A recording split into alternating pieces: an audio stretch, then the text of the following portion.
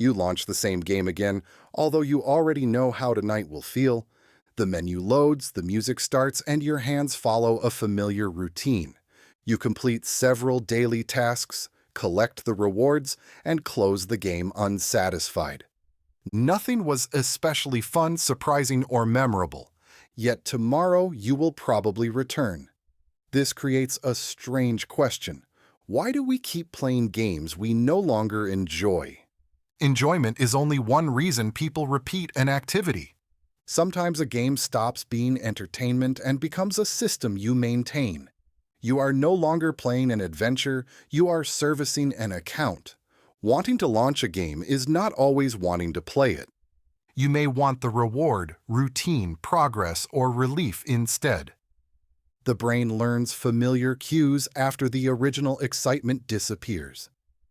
A familiar icon can create an urge before any conscious decision. A half-filled progress bar can quietly demand completion. A message from a friend can pull you into another session. None of these signals guarantees the session will be enjoyable. They only make beginning feel easier than resisting. The first force behind this pattern is habit. Repeated behavior gradually requires less conscious decision-making. The same chair, hour, and device become a behavioral doorway. After dinner, you reach for the controller and enter automatically. You no longer ask which activity would make tonight meaningful. You ask which activity normally happens next. The familiar game provides an immediate answer. It removes the effort of choosing another activity. It removes the discomfort of learning unfamiliar rules. It removes the uncertainty of entering a new world. Every button, objective, and danger is already known. That convenience can easily be mistaken for genuine desire. Autopilot hides the moment when enjoyment begins disappearing. Reward design can strengthen this habit even further. Many modern games behave like ongoing services rather than finished experiences. They offer daily missions, login bonuses, seasonal tracks, and timed events. Each system creates a reason to return today. The rewards are small, but their pressure accumulates. Missing one day can break a streak or waste a reward. The possible loss becomes more noticeable than possible enjoyment. You log in to avoid losing something available. Motivation has now shifted from pleasure toward relief. Completing the task removes the discomfort of leaving it unfinished. Relief can reinforce behavior almost like a pleasant reward. Notifications work through the same mechanism. A red symbol creates a small feeling of tension. Opening it makes that tension disappear. The brain therefore learns to repeat the action. The disappearance of tension can feel like satisfaction. Uncertain rewards add another powerful layer. Perhaps the rare item will finally appear tonight. Perhaps the next match will produce the perfect moment. Perhaps one more attempt will restore the excitement you remember. Anticipation can survive even when the result repeatedly disappoints you. The brain remembers possibility more vividly than the average outcome. Unpredictable rewards can therefore sustain behavior for a long time. The game does not need to reward every session. It only needs to keep the next reward believable. Another force is the sunk cost effect. You may have invested hundreds of hours, money, and friendships. Walking away can make that investment feel wasted, but spent time and money cannot be recovered. Continuing does not rescue the original investment. It only adds another evening to it. Still, the mind wants to defend your past decisions. Quitting can feel like admitting those decisions were mistaken. The next session becomes a defense of previous sessions. You are no longer playing because today feels good. You are playing so yesterday continues to feel justified. Progression systems give that investment a visible shape. Ranks, levels, collections, and statistics become a personal history. The play may feel empty while the numbers continue growing. Growth feels satisfying because it creates visible movement. But a rising number measures persistence, not enjoyment. You may chase the next level simply because it is close.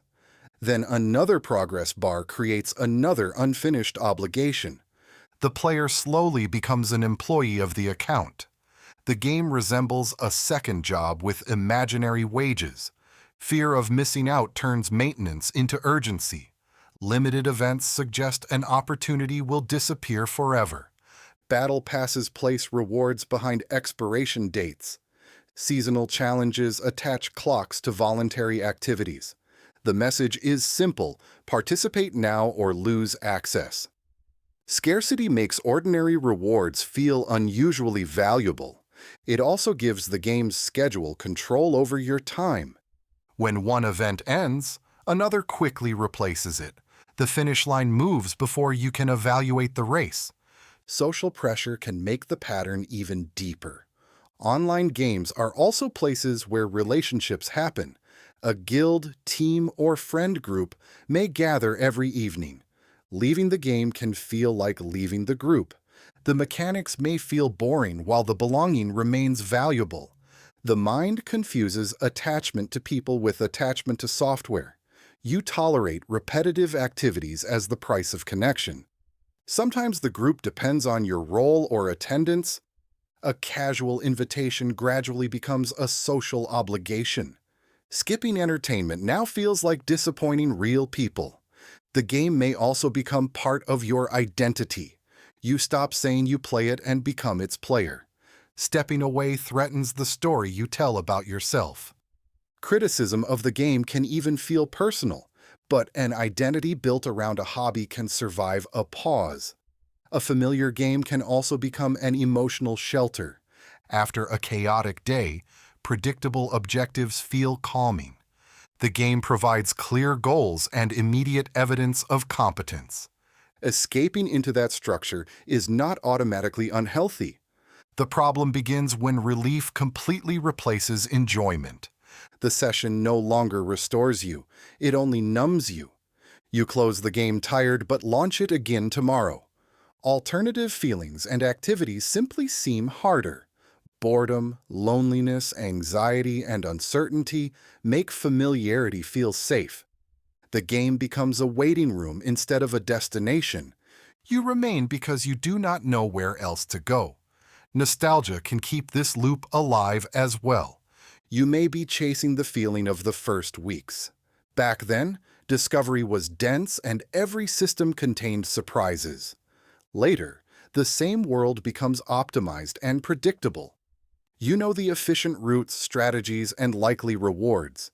Hedonic adaptation makes repeated stimulation produce less emotion. An update cannot make you a beginner again. You keep searching for a vanished feeling inside familiar routines. This does not make your original enjoyment fake. It simply means your relationship with the game changed. The important question is what role the game serves now. Start by observing yourself before, during, and after playing. Beforehand, are you anticipating something specific? Or are you avoiding the empty space between activities? During play, are you curious, engaged, and making choices? Or are you checking boxes while waiting to finish? Afterward, do you feel energized, connected, or satisfied? Or are you merely relieved that you finally stopped? These questions separate genuine enjoyment from momentum. Next, remove external pressure for 1 week. Ignore daily rewards, login streaks, and limited challenges. If desire disappears, obligation was carrying the habit. Separate the people you value from the repetitive activity. Invite friends into another game, voice chat, or shared activity. The connection may survive even when the routine changes. Create a deliberate finish line instead of accepting an endless one. Reach one chosen goal and then take a planned pause. Add a small obstacle that interrupts automatic launching. Remove the shortcut while keeping the game installed. Spend one evening differently and notice what you miss. Your answer reveals the need the game was serving. If you return, enter with a specific purpose. Entertainment is not a debt created by past happiness. Ask whether you want to play or merely fear not playing. A game should be a place you choose to visit, not a responsibility awaiting attendance.